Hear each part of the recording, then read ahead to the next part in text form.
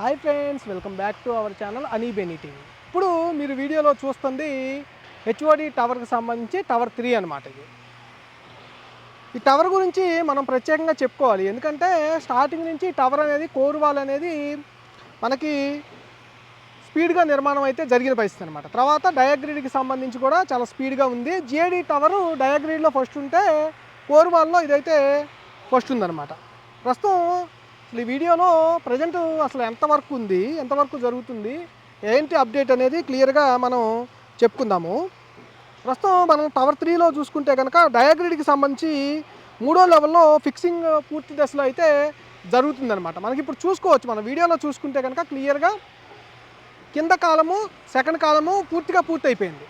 Third కాలం అయితే మనకి కార్నర్లు, 2 కార్నర్లు చూశారు కదా, 2 కార్నర్లో నోట్స్ ఫిక్సింగ్ కూడా జరుగుతూ ఉందన్నమాట. మొత్తం 2వ లెవెల్లో డయాగ్రిడ్ కాలమ్స్కి సంబంధించిన కోర్ వాల్ వరకు ఫ్లోర్ బీమ్స్ కనెక్ట్ చేసే పనులు అయితే కొనసాగుతున్న పరిస్థితి అయితే ఉందన్నమాట. అట్లాగే ఫ్రంట్ సైడ్కి సంబంధించి షీట్ వర్క్ పూర్తయిపోయి స్లాబ్ కూడా పూర్తయిపోయిందనమాట. అట్లాగే ప్రస్తుతం లెఫ్ట్ రైట్ సైడ్లో డెక్ షీట్లకు సంబంధించిన పనులు అయితే మనకి టవర్ 3లో చాలా స్పీడ్గా అయితే కొనసాగుతూ ఉన్నాయి. అలాగే బ్యాక్ సైడ్లో కనుక చూస్తే మనం డెక్ షీట్లకు సంబంధించిన వర్క్ దాదాపు పూర్తయిపోయింది.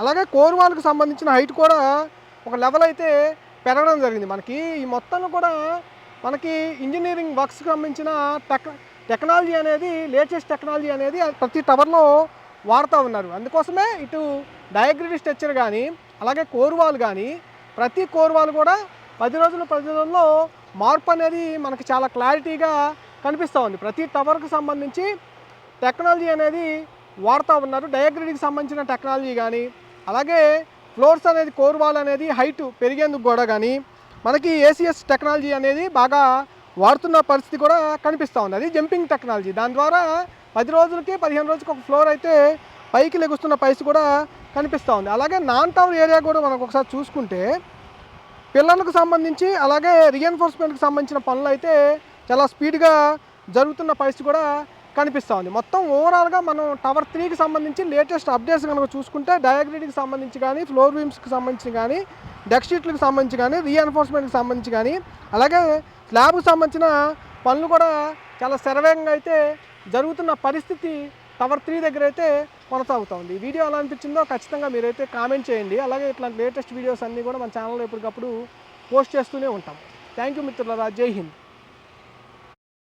వీడియోని లైక్ చేయండి, అందరికీ షేర్ చేయండి, సబ్స్క్రైబ్ చేయడం మర్చిపోకండి, గంట సింబల్ నొక్కండి.